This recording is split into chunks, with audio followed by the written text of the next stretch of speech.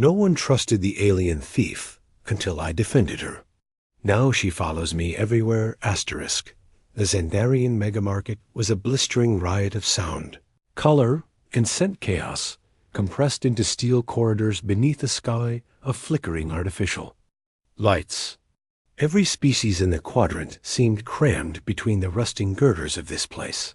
Voices layered atop one another, in every imaginable pitch, dialect, and growl. Smoke from oil-fried Gerschlack hung in the air beside the sting of Gorillion. Pepper steam, sharp enough to make Ryan's throat itch through his filtration mask. He moved with purpose through the press of bodies, combat vest snug across his torso, hand never straying far from the pistol holstered at his side. He didn't like markets. Too many eyes, too many hands, too many lies wrapped in smiles and glittering teeth. But Captain Vex wanted supplies, power cells, medical paste, ration bricks, coolant cores, and Ryan did what he was paid for. No more, no less. A six-armed vendor with gills tried to shove a tray of spice-glazed beetle larvae under his nose. Fresh. Fresh. Taste. Human. Impress female with brave mouth. Hard pass, Ryan muttered, brushing past without slowing. He didn't get far. A sudden crack of metal against metal split the air, followed by the low growl of a voice that could sand glass. Thief. The crowd thinned around the commotion, like blood parting around a wound. Ryan turned before he meant to. Instinct. Always a damned curse. 3 stalls ahead, near a pile of purple-rooted vegetables, a blue-skinned woman stood frozen, her eyes wide and unblinking, turquoise, bright even in this grime. Her silver hair hung damp against her face, and a black bodysuit hugged her lean form, dusty and travel-worn. Her shoulders were hunched defensively, one hand clutching a bag of groceries. The mountain of muscle advancing on her was Crawl. Ryan knew the name from a crew briefing. Xandarian, bad-tempered, worse when holding a blade, like the one gleaming in his massive hand now. You steal from Crawl, you lose hand, he bellowed, drawing delighted murmurs from the surrounding vendors. I paid, the woman said. Her voice shook but carried. Credits on the pad. Ask. She lies. They always lie. Ryan should have walked. He wanted to walk. He shifted to turn. Then she flinched, not from the shouting, but from the blade raised above her head. Tomato-like fruit slipped from her bag and burst at her feet in a wet splash. Crawl brought the blade down. Ryan was moving before his mind caught up. His saber cleared its sheath with a whisper. Steel met steel with a bone-jarring clang. Crawl's blade halted mid-swing, redirected by Ryan's upward block. A stunned silence followed. What the hell do you think you're doing? Ryan growled, pushing back against Crawl's bulk. The alien's eyes bulged. Human, not your business. It is now, Ryan said, voice hard and low. Check your damn register. She lies. Her kind, check it. The vendor at the stall swallowed and tapped his pad. Seconds passed. Then, sheepishly, credits received, she paid. Crawl snarled, but the crowd's mood shifted some. Groaned in disappointment. You should have waited for receipt. The vendor muttered at Claria. Ryan didn't lower his saber. We're leaving. Anyone Hubject scum test your luck. Claria's hand, cool and trembling, brushed his arm. Thank you, she whispered. He nodded, scanning the crowd. Still too many eyes. They moved fast, weaving between stalls, her breath quick beside him. Only when they ducked into a side alley, behind a shuttered spice cart, did he finally exhale.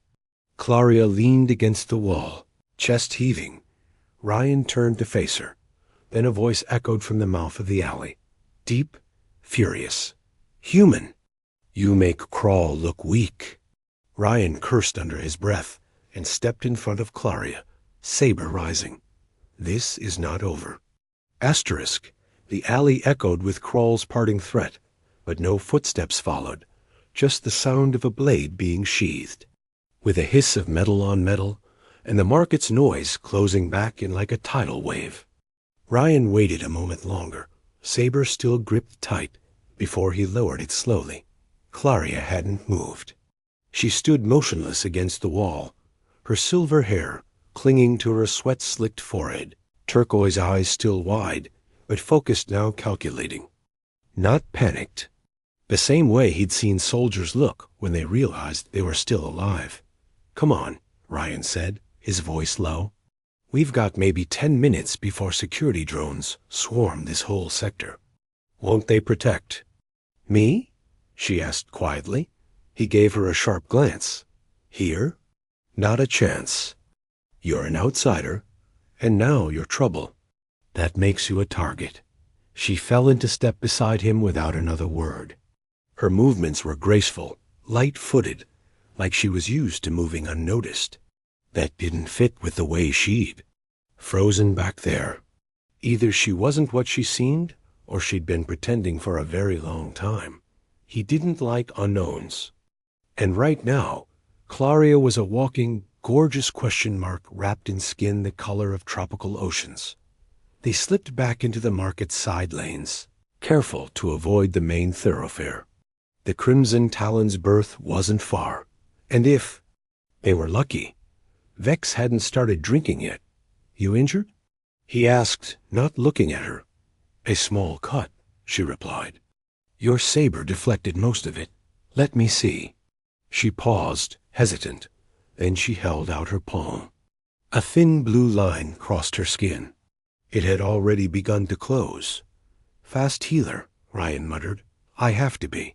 The weight in those 4 words made him glance at her again. She wasn't just talking about her biology. They moved through a rust-colored maintenance tunnel and emerged near the spaceport's east gate. The bustle of cargo lifters and docking tugs replaced the clamor of the market. Ships of all sizes towered, like metal mountains under the glare of Zendaria's triple suns, each berth marked by flickering signage and patrolling security bots. The Talons docked at Bay 17, Ryan said. "Stay close. Don't talk to anyone." Claria adjusted the satchel at her hip and nodded once. He didn't miss the way she scanned the perimeter, clocking exit routes and surveillance drones. Either she was ex-military, or she'd been running for a long time. Either way, he was starting to feel like he'd picked up something hotter than a mistaken shoplifter dot as they approached the bay. The loading ramp of the Crimson Talon was already down. Crew buzzed in and out, hauling crates and welding replacement panels. A tall figure stood at the base of the ramp, arms folded, beard bristling, eyes like twin sensor arrays locking on to Ryan and his companion. Captain Doron Vex. He did not look happy. "Ryan," Vex barked, striding forward. "We were supposed to launch an hour ago. What the hell is this?" Ryan stepped up, shoulders squaring instinctively. There was a situation at the market. "This is Claria. She needed help." Vex's eyes flicked over her with the practiced coldness of a man used to judging risk by sight alone. "She bleeding? No. She armed? No. Then why the hell is she here?" Claria stepped forward, voice calm. "Because he defended me when no one else would." Vex snorted. "Great. A hero. Just what we needed." "Captain," Ryan started. "No.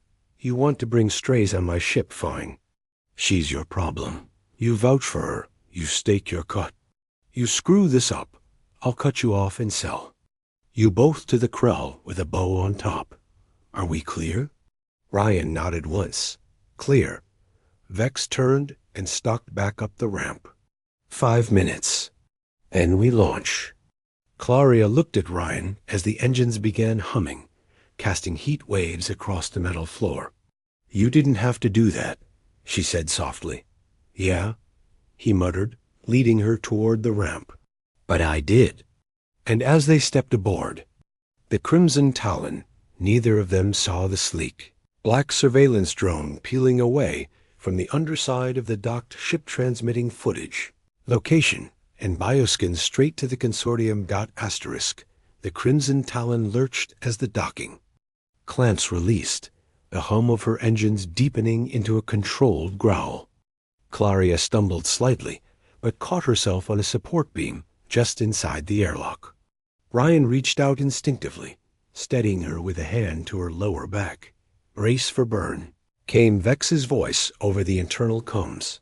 And someone, tell our new passenger we're not to vomit. Claria looked to Ryan, eyebrow arched. You get used to him, he muttered. They moved quickly through the narrow corridors of the ship. Bulkheads hissed closed behind them as the pre-jump sequence finalized. The Talon wasn't built for comfort. It was a mid-class extraction freighter, refitted with just enough illegal modifications to make most port authorities twitch. It was fast, quiet, and hard to kill.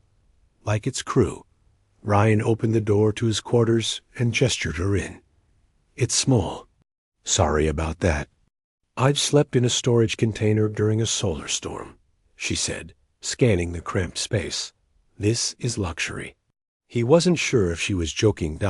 As the ship began its burn toward orbit, Ryan checked the lock and turned to face her. She'd already seated herself on the edge of his bunk, her posture composed, legs crossed neatly, hands folded in her lap. But her eyes, those damn turquoise eyes, followed him with measured tension. Asterisk. You gonna tell me what really happened back at the market? He asked. She didn't answer right away. Ryan sighed. Because I don't buy that you were just grocery shopping. I wasn't, she said finally. I was supposed to meet someone. They didn't show. Someone who... Her lips pressed into a line. A contact. With information. About the consortium. That word landed like a dropped weapon between them. Ryan leaned back against the wall. You're being hunted. Yes. He... waited. Because of what? Claria hesitated, then slid her hand into her satchel. From within, she withdrew a small, matte black data chip, no bigger than her thumb. This holds proof, she said quietly, that humans weren't simply evolved like the rest of us. You were engineered. Ryan stared. Engineered? To be superior, survivors, adaptable, dangerous. A long silence settled in the room. And someone doesn't want that truth getting out. She nodded. They'll kill to keep it buried. He let out a slow breath, rubbing the back of his neck. What the hell have I gotten myself into? I didn't ask for your help, she said, a flicker of guilt in her tone. No, you didn't, he agreed, but I gave it anyway. Before she could respond, a chime sounded at the door. Ryan opened it to find Captain Vex standing there. Datapad in hand, jaw clenched. You're going to want to see this, Vex said. He held up the pad, and on it flickered a bounty notice. The image was unmistakable Claria's profile, rotating in a slow 3D render. Her reward? More credits than Ryan had seen in his entire mercenary career. Espionage, data theft, murder. Vex read aloud. Care to explain that, Blue? Ryan stepped between them. She's not a threat. You sure? Vex's voice was cold. Because if she is, and she brings the consortium down on us, I'll feed her to them myself. She's telling the truth, Ryan said. Great. Vex muttered. Because we've just been flagged by Xandarian Port Authority for suspicious departure. And I've got Maddox on the comms telling me someone aboard's transmitting our coordinates. Claria went still. You think it's me? She asked, voice razor thin. I don't know what I think, Vex snapped. But we've got 30 minutes before consortium ships drop out of hyperspace and turn this crate into scrap. He turned away. Figure it out. Fast, or we're all dead. The door shut behind him. Claria sat very still. Ryan watched her. Face unreadable, her fingers clenched in her lap. I didn't send a signal, she whispered. I believe you, Ryan said. She looked up at him sharply. Why? Because I've seen what a liar looks like, and you're not one. Her expression, cracked just slightly. A glimmer of something fragile beneath her calm. "Then we'd better find out who did," she said. "Yeah," Ryan muttered, already reaching for his sidearm. "Before Vex decides you're not worth the trouble." Outside the bulkhead, the engine's pitch changed, just enough to signal someone was powering up the jump drive. And somewhere deep in the lower decks of the Crimson Talon, a blinking transmitter kept quietly broadcasting into the void. The Crimson Talon pulsed with tension. Every corridor buzzed with the low hum of grav stabilizers and the subtle vibration of weapon capacitors warming beneath the hull. Ryan moved quickly, his steps silent despite the heavy boots. Claria followed at his side, her face composed, but her fingers twitching at her sides like she was resisting the urge to draw a blade. She didn't carry out the ship felt different, now no longer the rust-streaked home of mercenaries on routine missions. Now it was a hunted vessel, the scent of betrayal thick in the recycled air. "We'll start in cargo," Ryan said. "If someone's transmitting, that's the best place to hide the gear." Claria nodded. "I've worked in surveillance suppression. I know what to look for." That surprised him. "You're full of secrets, aren't you?" She didn't answer. She didn't have to. They reached the cargo bay.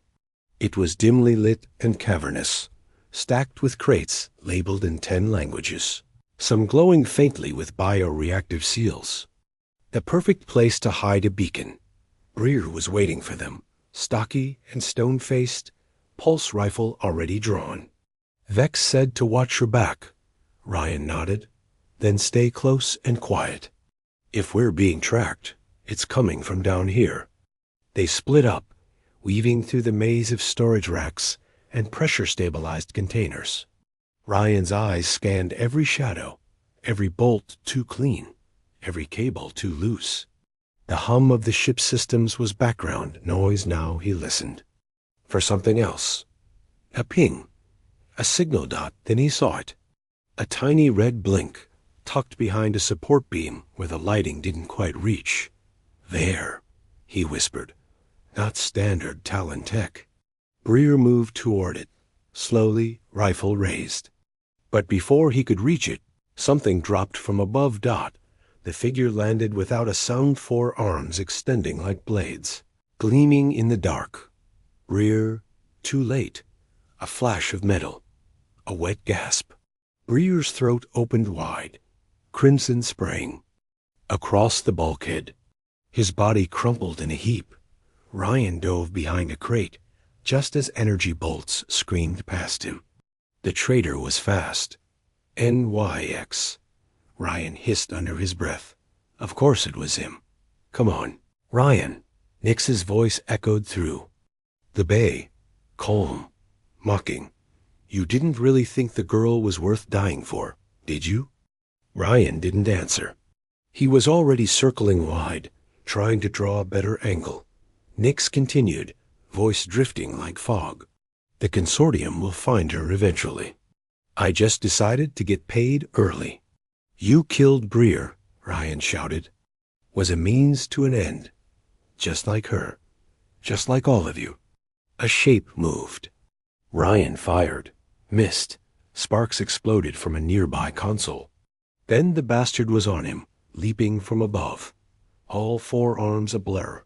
They collided hard. Ryan hit the deck, air knocked from his lungs, Nix straddling him, blade already rising. A flash of blue dot CLARIA dot. She didn't hesitate, her foot slammed into Nix's ribs, knocking him sideways. Ryan rolled free, grabbed his pistol, and fired. Twice. One shot grazed Nix's shoulder. He snarled but vanished into the maze again. "We need to end this," Ryan panted, rising to his feet. Now, Claria was already moving. She retrieved Breer's fallen rifle and tossed it to Ryan. Flank left. They split, closing in. The cargo bay crackled with energy as Nix fired blindly. He was wounded, bleeding, but not desperate, calculating. "You don't understand," he called. "If this gets out, the entire galaxy turns on humanity. You think they'll celebrate? No, they'll be afraid. You're not saviors. You're weapons. Abominations. Ryan stepped into view. Maybe, but I'd rather face that than let bastards like you decide what's worth knowing. He fired. The pulse round struck true center mass. Nick stumbled, mouth open in shock. Then a second shot came from the catwalk above. Vex, his heavy blaster still smoking. Nix dropped like a puppet with cut strings. Silence. Ryan turned. Breath. Ragged, adrenaline burning cold in his veins. Vex climbed down, surveying the carnage. Breer? Ryan shook his head. Gone. Vex kicked the shattered transmitter. He's been feeding them our position since Zandaria. I figured. Vex's gaze slid to Claria. They're coming hard and fast. We've got maybe 10 minutes to jump. Ryan nodded. Then let's vanish. But Claria didn't move. She was staring at Nix's body, jaw set, breath shallow. Ryan stepped beside her. You okay? No, she whispered. He wasn't wrong. If this data gets out, everything changes. Not just for humans, for everyone. Yeah, Ryan said quietly. But the truth's still better than living under their thumb. Her eyes lifted to his, full of questions she didn't yet know how to ask. Then the ship rocked. Hard. Red lights flared across the ceiling. All hands to battle stations. Vex's voice barked. Consortium warship inbound. They found us. Ryan took Claria's hand. Come on, we're not done running yet. They sprinted from the cargo bay, the ship vibrating beneath their feet as the Crimson Talon prepared to fight for its life. Asterisk, the Crimson Talon pitched hard to port, inertial dampeners groaning as the ship banked toward the asteroid field ahead. Red lighting bathed the corridors in a strobe of emergency urgency. Sirens wailed a harsh reminder that they were outgunned, exposed, and one solid hit away from becoming debris. Ryan pulled Claria into the command corridor, his hand tight around hers. Her breathing was controlled, her turquoise eyes focused, but he could feel the tension humming off her like static. She wasn't panicking. She was calculating. And that scared him more. They reached the bridge just as another blast rocked the ship. Maddox, hunched over his console, cursed under his breath. Shields down to 38%. Consortium vessel is closing. They're not bluffing this time. Options, Vex barked from the command chair. Talk to me. We can't. Outrun them, Maddox said. Hyperdrive's damaged. Still cooling from the last burn. And we hit them, said Grax from the weapons console. His massive hands hovered over the controls, ready to return fire. Vex shook his head. Not with one gun online and two systems limping. Claria stepped forward. Then let me go. Ryan whirled on her. No. It's the logical solution. I surrender. They stop firing. Or they shoot us all and take you anyway. She's right, Maddox said grimly. They've issued a final demand. Turn her over, or they'll open full fire in 3 minutes. Silence fell. Everyone looked at Vex. The captain leaned forward, fingers drumming the armrest. His eyes locked on Ryan's, then Claria's. You, too, have something better than a noble death? Ryan moved to the tactical console, pulling up the asteroid field's layout. His voice was calm, but his hands were shaking. We fake our destruction. Maddox these asteroids. Ferrous metal. Right? Highly reactive? Volatile cores? Some of them, Maddox nodded, catching on. You're thinking chain reaction? Exactly. We hit one cluster, detonate a trail. It'll look like our ship went nova. Claria stepped beside him. I can segment the data into fragments. We launch escape pods with dummy packets. One carries the real chip. One carries us. Vex's grin returned, sharp and dangerous. Now that's a Talon maneuver. He stood. You've got 6 minutes to prep. Maddox, prep the cannons for concentrated burst. Scrax warmed the pods. Claria, follow Ryan. They raced down the corridor, the ship groaning as another impact vibrated the deck plates. Ryan felt the seconds slip through his fingers like sand.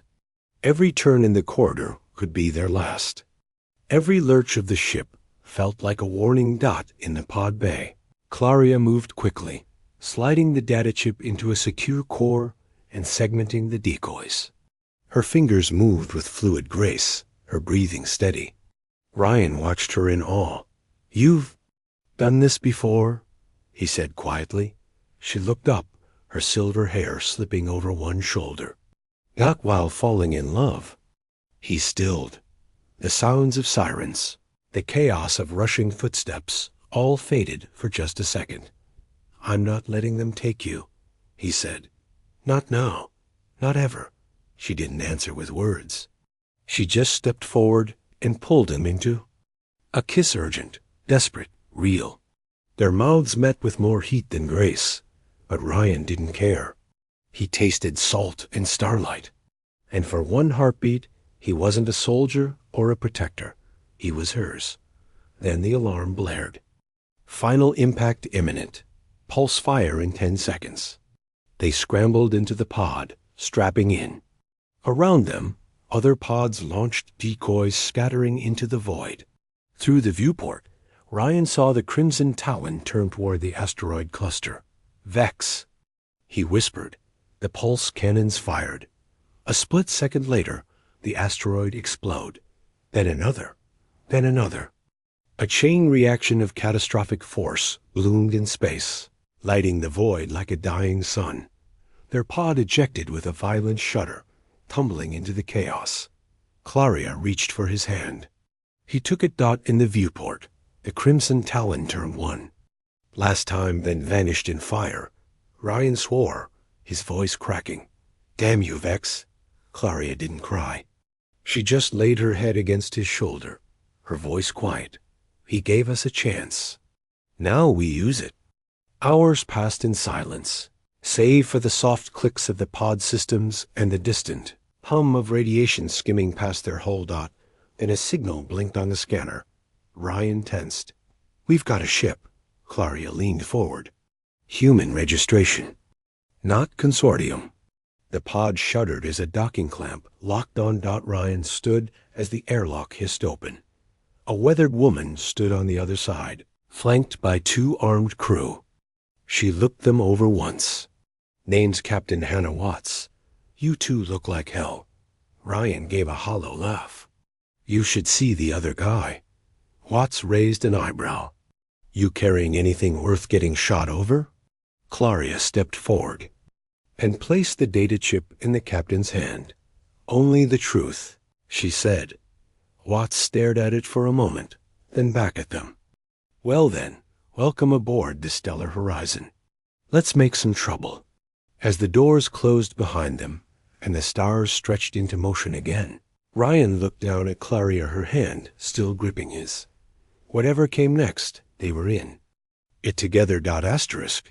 The Stellar Horizon slid through the edge of a dust ring, its stealth field humming faintly beneath the hull. It was an old freighter, scuffed, patched, and clearly modified far beyond its original design, but it moved with purpose. Every corridor echoed with the soft whir of hidden surveillance drones. Every turn bristled with tension born of experience. This wasn't a ship run by dreamers. It was run by people who had already lost everything and decided to fight anyway. Captain Hannah Watts was one of them. She studied the data chip Claria had given her with the wary curiosity of someone who'd seen too many conspiracies come true. Her fingers hovered over the decryption pad, then stopped. "Before I open this," she said, looking up at Ryan and Claria across the narrow mess table, "I need to know something. Why not sell this? Consortium would pay a fortune to make it. Disappear. Hell, so would a dozen governments. Why not take the credits and vanish?" Ryan didn't answer immediately. He looked at Claria instead. Her eyes were calm, steady. "Because the truth isn't a commodity," she said. "It's a weapon. Or a shield. and we'd rather see it become the latter. Watts leaned back slowly, her lips curling into a tired smile. Good answer. She slotted the chip into a sealed terminal. What appeared on the screen made Ryan's blood run cold. Holograms flared to life ancient files, encoded in language variants even Claria couldn't translate without overlays. Genetic trees, dates predating most known civilizations, footage from long-dead laboratories. Diagrams of human DNA mapped against long-lost genomes. Test logs, evolutionary manipulation, combat trials. And at the center of it all, Project Guardian. Ryan stared at the projections as they danced through the room, flickering over his hands and skin. It was undeniable. It was horrifying. It was him. You weren't born, Claria said quietly, watching him. Your kind was designed, refined, hidden among the stars until someone got curious enough or scared enough to pull the curtain. Watts stepped away from the display. This changes everything. Claria nodded. If the galaxy finds out, the balance of power shifts. Some will panic. Some will want to harness it. Others will want to wipe humanity out. And what do you want? Watts asked. Claria looked at Ryan. Her hand slipped into his under the table. I want people to understand, she said. To see humanity not as a threat, but as a miracle. Ryan squeezed her hand. Watts nodded slowly. Well, lucky for you. 2, you're not alone. She tapped the comm. Relay the signal. Send the first packet to Coalition Node 9, quietly. A chime acknowledged the transmission. It had begun. Hours later, Ryan sat in the guest cabin they'd been given. Claria curled against his side, her bioluminescent skin casting soft glows across the ceiling. The faint trails along her arms shimmered. With every heartbeat, you've been quiet, she murmured. I've been thinking, he said, about what happens when this hits the galaxy. About Vex, Maddox, all of them. You think it was for nothing? No. He turned to face her. But I don't want to run anymore. If they're coming for us, then fine. Let them. We don't hide. We fight back. Claria smiled faintly. That's the human in you. She kissed his shoulder. Then, softer. But it's also the reason I stay. He traced his fingers along the glowing veins of her spine, marveling at how alien and familiar. She felt all at once. They'd only known each other days, but he couldn't imagine the dark without her glow. Suddenly, a chime echoed through the cabin. Watt's voice crackled over the ship-wide comm. Everyone to the bridge. Consortium broadcast just went system-wide. We've been made. Ryan was already on his feet, pulling on his vest, checking his sidearm. Claria mirrored him, her face sharpening with focus. When they reached the bridge, the view screen displayed it all. Consortium ships warping into nearby systems. Emergency broadcasts warning of human biothreats. Demands for compliance. Bounties placed on traders disseminating classified genetic data. They're panicking, Watts muttered. They know it's out now, and they can't put it. Back in the box, Ryan stepped forward. Then we don't let them. He looked at Claria, then at Watts, then at the stunned bridge crew. They tried to erase history. We bring it back. We build a network. Spread it system to system. And if they want a war, he rested his hand on Claria's back, where her bioluminescence pulsed with quiet resolve. Then they'll see exactly what humanity was engineered to be. Claria's voice was soft, but firm. Not weapons, protectors. Outside, the hull, the stars burned. And ahead of them, war, peace, revolution, rebirth. Together, they would face it all. *, the end.